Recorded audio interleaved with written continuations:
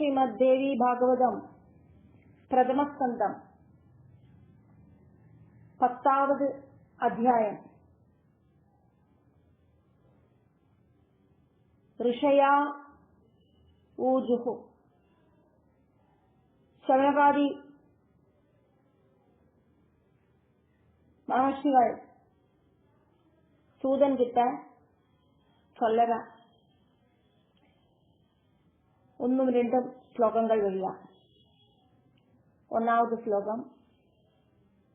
സൂത പൂർവം ത്വയാ പ്രോക്തം വ്യാസേന അമിത തേജസ കൃത്വാ പുരാണം അഖിലം ശുഗായ അധ്യാപിതം ശുഭം. സൂതപൂർവം ത്വയാ പ്രോക്തം വ്യാസേനാമിത തേജസ വ്യാസേന അമിത തേജസ കൃത്വാ പുരാണമഖിലം ശുഗായാധ്യാപിതം ശുഭം. ശുഗായ அத்தியாவிதம் சுபம். சூதா அப்படின்னு கூப்பிட்டு சௌனகாதி முனிகள் சூதன் கிட்ட சொல்லறா, நீங்கள் ஆல்ரெடி சொல்லிருக்கேனே, பூர்வம் ஸ்வயா புரோக்தம், நீங்கள் ஆல்ரெடி சொல்லிருக்கேனே சூதா அப்படின்னு சொல்லிட்டு சொல்லறா.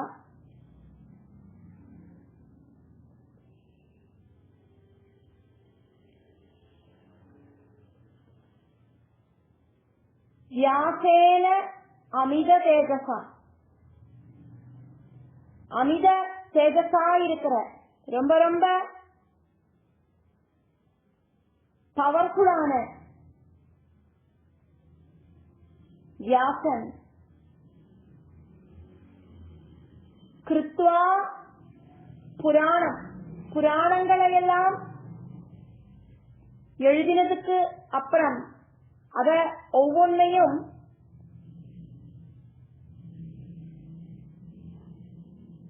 சுகாய அத்தியாபிதம் சுபம், ஸ்ரீசுகனை நல்ல டீட்டெயில் ஆயிட்டு படிப்பிச்சார் அப்படின்னு நீங்கள் ஆல்ரெடி இத சொல்லியிருக்கார். வியாசன் 18 புராணங்களையும் எழுதினார், அதுக்கப்புறம் 18 உபபுராணங்களை எழுதினார். அதெல்லாத்தையும் சூதன ஸ்ரீசுகன அவரோட புத்திரனான ஸ்ரீசுக பிரம்மர்ஷிய படிப்பிச்சார் அப்படிங்கிறது சூதா நீங்கள் ஆல்ரெடி சொல்லிட்டேனே. 2வது ஸ்லோகம். வியாசேன து தபஹா தப்த்வா கதம் உல்பாதிதஹ சுகஹ விஸ்தரம் ப்ரூஹி சகலம் யத் ஸ்ருதம்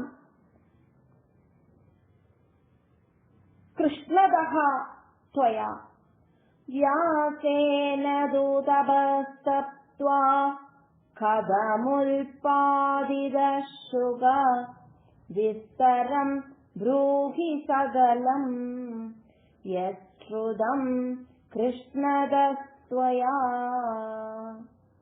தபோனிஷ்டேல இருந்த வியாசனுக்கு எப்படியாக்கும் இந்த புத்திரன் ஜனிச்சது? அவரு லௌகீக வாழ்க்கைய நடத்தலையே, கல்யாணம் ஒன்னும் பண்ணிக்கலையே. அப்படி இருக்கிறத அவருக்கு எப்படியாக்கும் புத்திரன் ஜனிச்சது? அந்த வியாசனிலேந்து நீங்கள் தெரிஞ்சின்ற விஷயங்களை எல்லாம் நம்ம டீட்டெயில் ஆயிட்டு எடுத்து சொல்லுங்க. யது ஸ்ருதம் கிருஷ்ணதஹா த்வயா, பகவானே நீங்கள்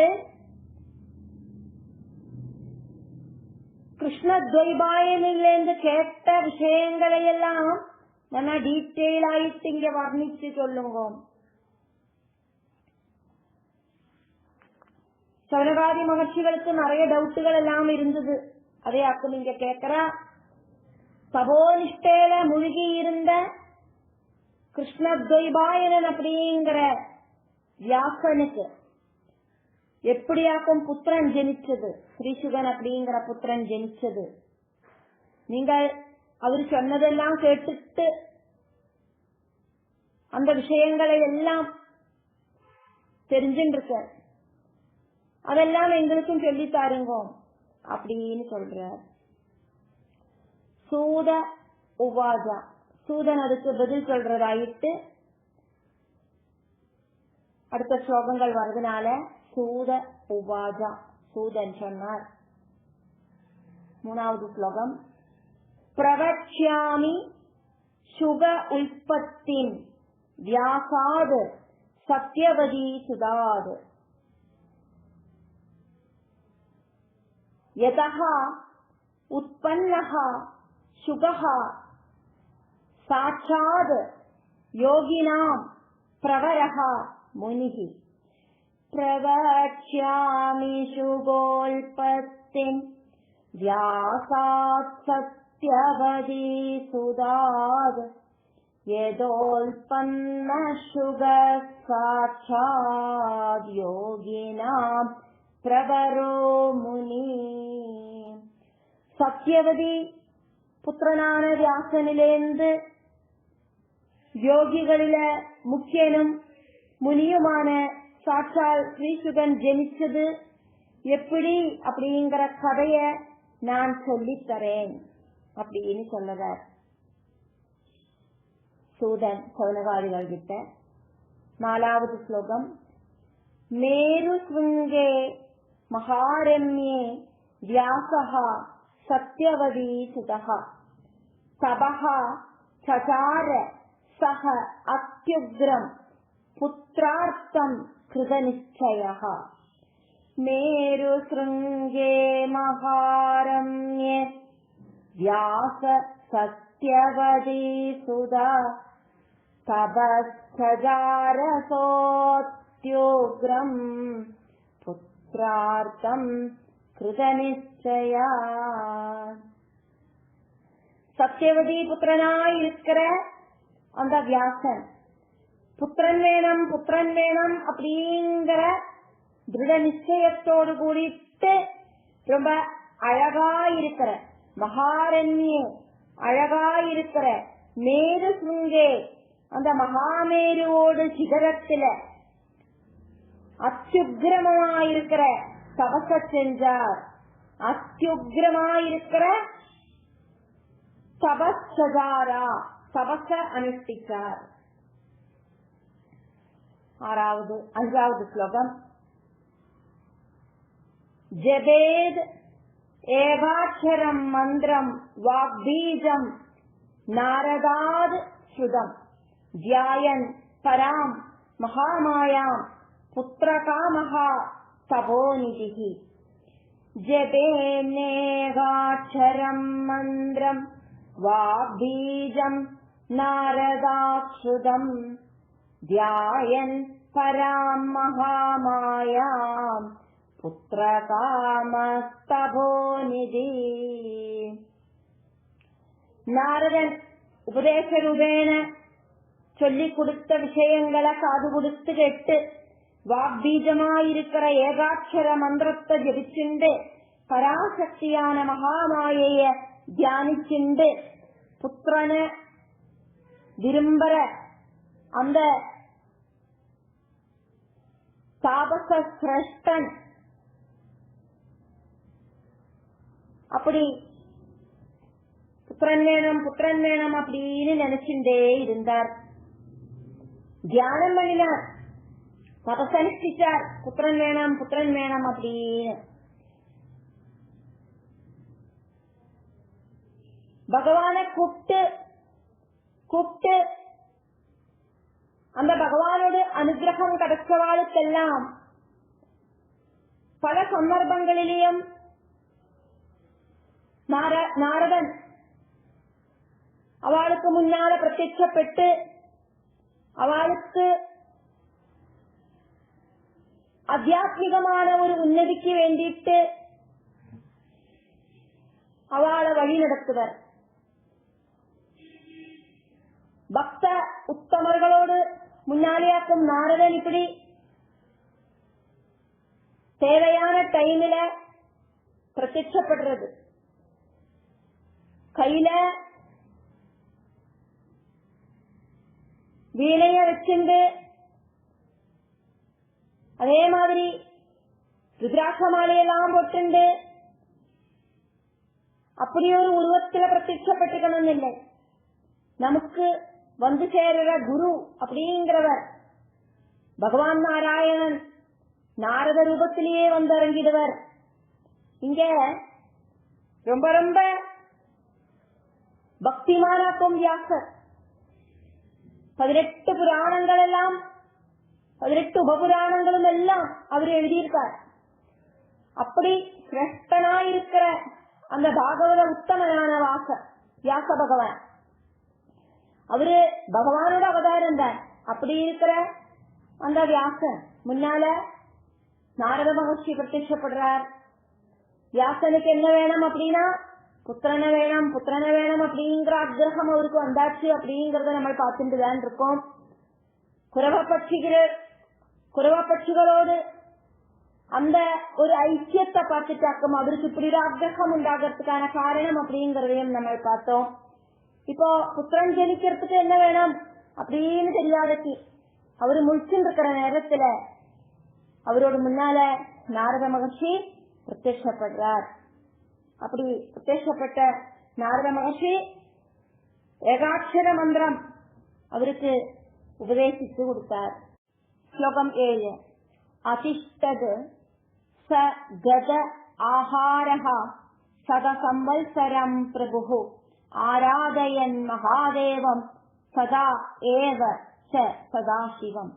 அதிஷ்டத் ச கதாஹார சத சம்வத்சரம் பிரபு ஆராதயன் மகாதேவம் ததைவ சதாசிவம். உணவு வேண்டான்னு வச்சுட்டு கத ஆஹாரஹா சாப்பாடு வேண்டான்னு வச்சுட்டு மகாதேவனையும் அதே மாதிரியே சதாசிவனையும் ஆராதிச்சுண்டு சதசம்பல்சரம் 100 வருஷ காலம் தபசு செஞ்சார் வியாசன். ஸ்லோகம் 8. சக்திஹி சர்வத்ர பூஜ்ய இதி விசார்ய புனஹ புனஹ அசக்தஹ நிந்தியதே லோகே சக்தஹ து பரிபூஜ்யதே. சக்தி சர்வத்ர பூஜ்யேதி விசார்ய புனః புனः அசக்தோ நிந்தியதே லோகே சக்தஸ்து பரிபூஜ்யதே.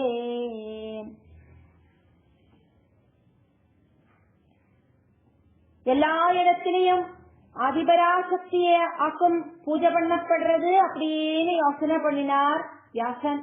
உலகத்துல எங்கேயும் சக்தி இல்லை அப்படின்னா சலனமே உண்டாகாது. அந்த சக்தி அப்படிங்கிறது ஆதிபராசக்தி ஆக்கும். அப்ப அந்த சக்திக்கு தான் பவர் ஜாஸ்தி. அந்த சக்தி இருக்கிறவாளையாக்கும் எல்லாரும் பூஜை பண்ணறா. அதனால அந்த சக்தியையாக்கும் எல்லாரும் பூஜை பண்றா. அதனால அதிபராசக்தியாக்கும் பூஜை பண்றா அப்படிங்கறத அவர் புரிஞ்சின்றார். ஸ்லோகம் 9. எத்ர பர்வத ஸ்ருங்கே வை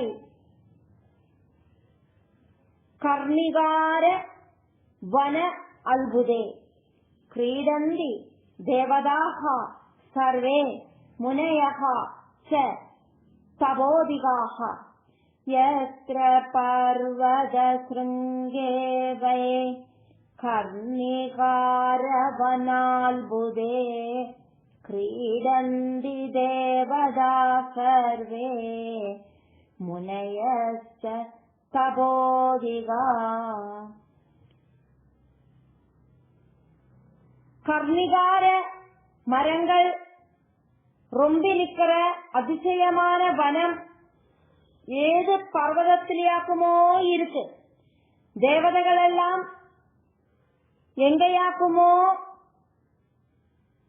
இருக்கா.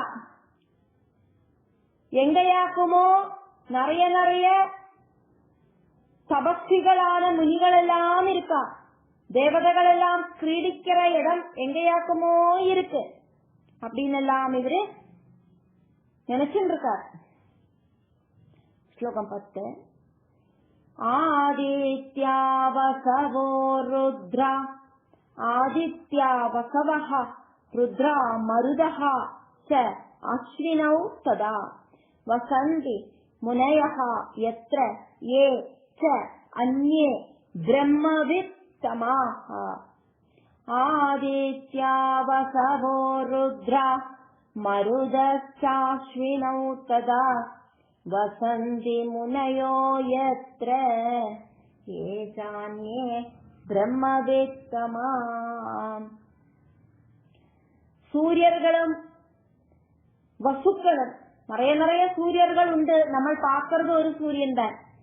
அப்படி நம்மளோட கண்ணுகளுக்கு பார்க்கக்கூடிய சூரியன் இது ஒண்ணுதான்.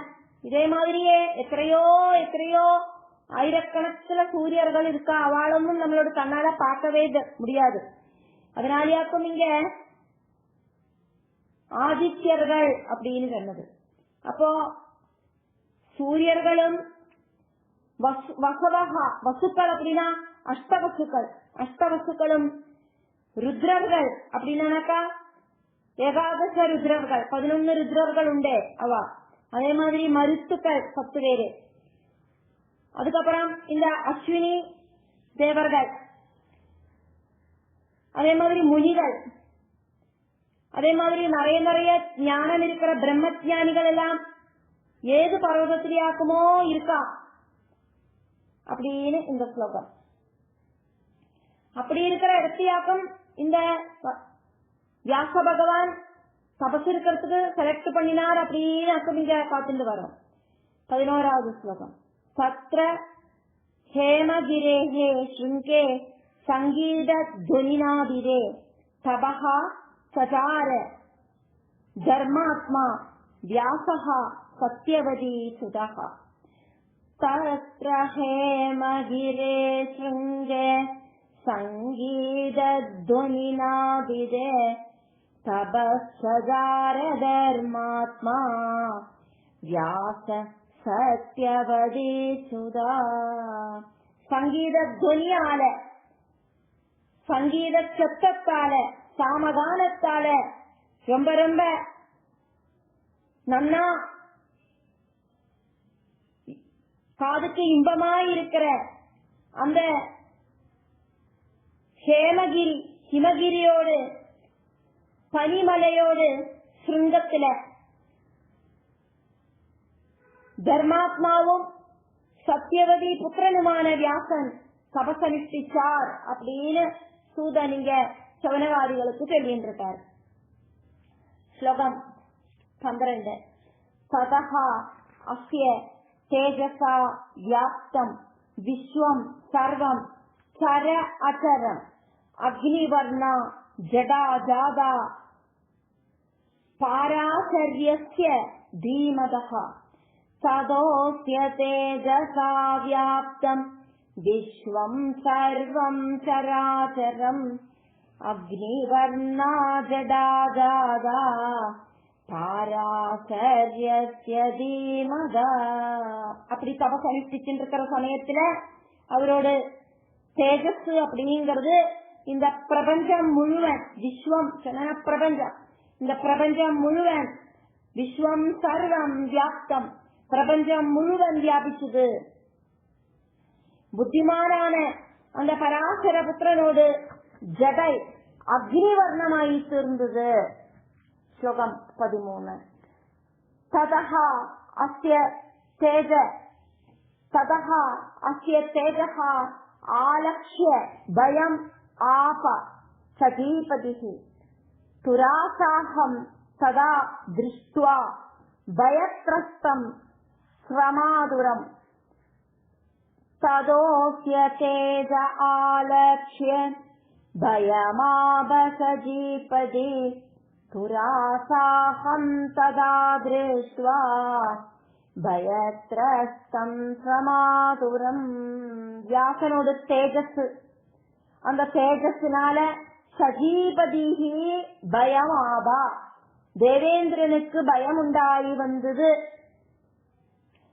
ரொம்ப டயர்டாயிட்டு பயந்து வரக்கிற தேவேந்திரனை பார்த்துட்டு பயத்ரஸ்தம், பயத்துல விறக்கிற அந்த தேவேந்திரனை பார்த்துட்டு. ஸ்லோகம் 14.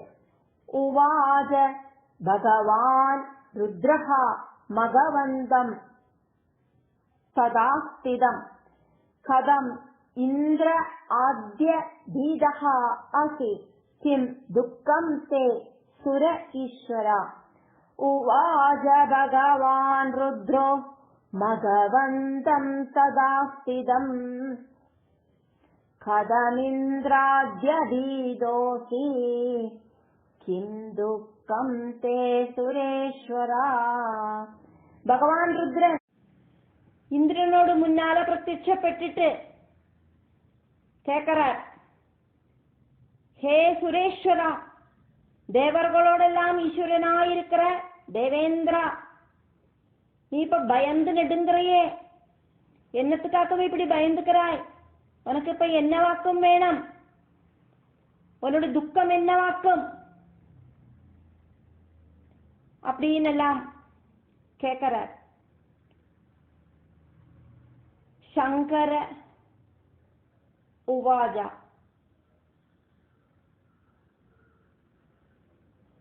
பதினஞ்சாவது ஸ்லோகம்.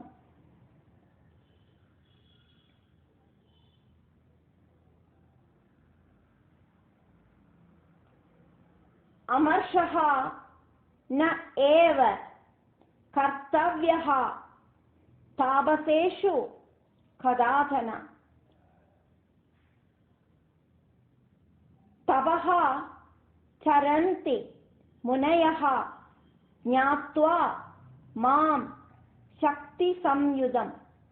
அமர்ஷோ நைவ கர்த்தவ்யஸ்தாபசேஷு கதாதன தபச்சரந்தி முனயோ ஞாத்வா மாம் சக்தி சம்யுதம். தாபசர்கள் கிட்ட ஒருபோதும் கோபிக்க வேண்டிய காரியமில்லை. இந்த தாபசர்கள் எல்லாம் என்ன தபசு பண்றது எதுக்கு அப்படின்னா, என்னோட ஒரு பாதி அப்படிங்கிறது சக்தியாக்கும். அதனாலேயாக்கும் இந்த தாபசர்கள் எல்லாம் என்ன தபசு பண்ணறா. தபசு பண்ணி நான் பிரத்யட்சமாயிட்டானா அதிபராசக்தியான அந்த தேவியும் பிரத்யட்சപ്പെട്ട மாதிரி ஒரு அனுபவமாக்கும் அவளுக்கு கிடைக்கிறது. அர்த்தநாரீஸ்வர ரூபமாக்கும் எனக்குள்ளது. என்னோட சரீரத்தில பகுதி நானும், பகுதி என்னோடு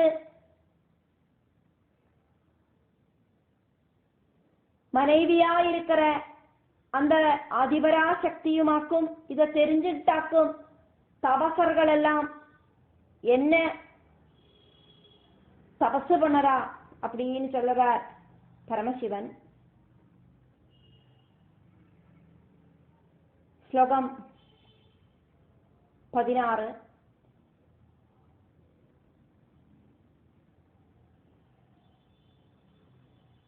ந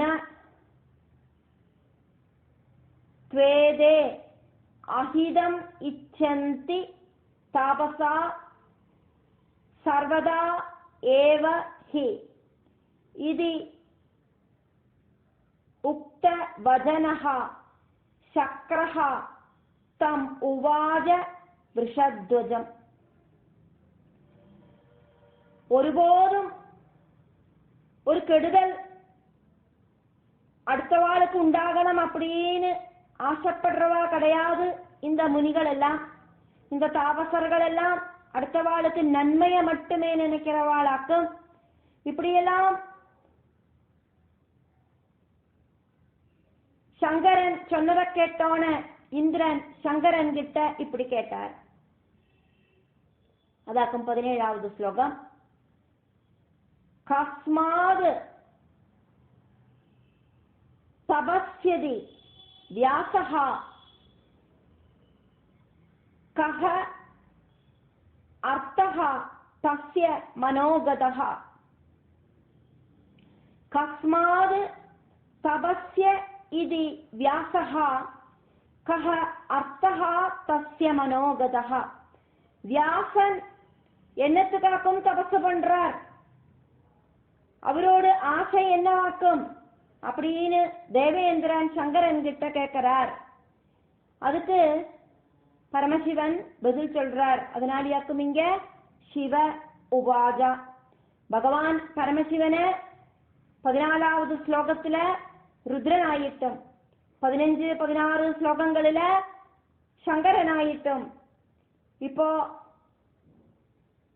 இந்த 17வது ஸ்லோகத்துல 2வது லைன்ல சிவனாயிட்டும் சொல்லப்படுறது. அதனால 17வது ஸ்லோகத்துல 1வது லைன் ஆக்கும் இந்திரன் கேட்கிற கேள்வி, அதுல 2வது லைன் பரமசிவன் பதில் சொல்ற மாதிரி ஆக்கும். என்னவாக்கும் பதில் சொல்றார் அப்படிங்கிறது 17வது ஸ்லோகத்துல 2வது லைன். பாராசர்யஹ து புத்ரார்த்தி தபஹ சரதி துஷ்சரம். பாராசர்யஸ்து புத்ரார்த்தி தபஸ்சரதி துஷ்சரம். இப்போ இந்த 17ல 2 லைனையும் சேர்த்து வாசிக்கலாம். கஸ்மாத் தபஸ்யதி வியாச கோர்த்தஸ்தஸ்ய மனோகத. பாராசர்யஸ்து புத்ரார்த்தி தபஸ்சரதி துஷ்சரம். பராசரபுத்திரனாகட்டும், பாராசர்யஹாது பராசரனோடு புத்திரன் ஆக்குமே வியாசர், அந்த வியாசனாகட்டும் புத்திரார்த்தி ஒரு புத்திரனை கிடைக்கணும் சொல்லி ஆசைப்பட்டுண்டாக்கும். துஷ்சரம் தபஹா சரதி, ரொம்ப கடினமான தபச செய்யறார். 18வது ஸ்லோகம். பூர்ண வர்ஷ சதம் ஜாதம் ததாமி அத்ய சுதம் சுபம் இதி உக்த்வா வாசவம் ருத்ரஹ தயயா முதிதானனஹ முதித ஆனனஹ. பூர்ணவர்ஷசதம் ஜாதம் ததாம்யத்ய சுதம் சுபம் இத்யுக்த்வா வாசவம் ருத்ரோ தயயா முதிதானனா.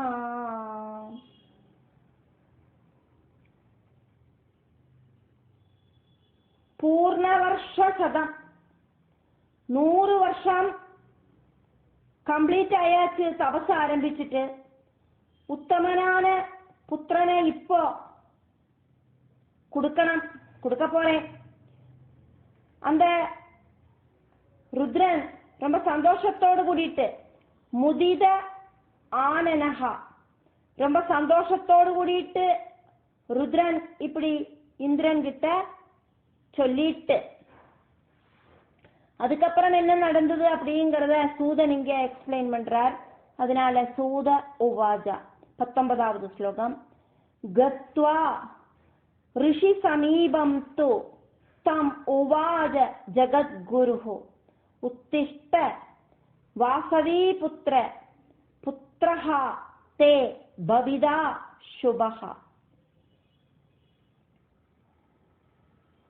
गत्वा ऋषि समीपं तु तमुवाच जगद्गुरु उत्तिष्ठ वासवी पुत्र पुत्रस्ते भविदा शुभ.